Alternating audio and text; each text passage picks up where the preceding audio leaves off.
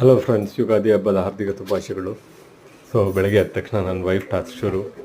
ಪಾಪ ಬೆಳಗ್ಗೆ ಎದ್ದು ಹೂವನ್ನು ಕಟ್ಟಿ ನೆಕ್ಸ್ಟು ನನ್ನ ಗಡುವನಿಗೆ ಆಯಿಲ್ ಮಸಾಜ್ ಮಾಡಿ, ಆಮೇಲೆ ನನ್ನ ಕೋಮಲವಾದ ಮಗಳಿಗೂ ಆಯಿಲ್ ಮಸಾಜ್ ಮಾಡಿದ್ಲು.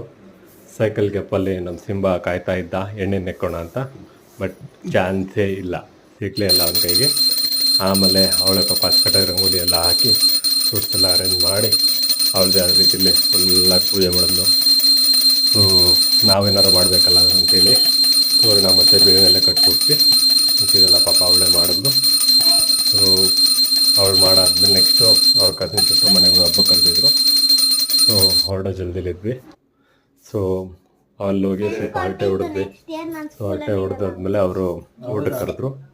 ಅಷ್ಟರಲ್ಲಿ ನಮಗೆ ಗೋಮಾತೆಯಿಂದ ಒಂದು ವಿಸಿಟ್ ಇತ್ತು.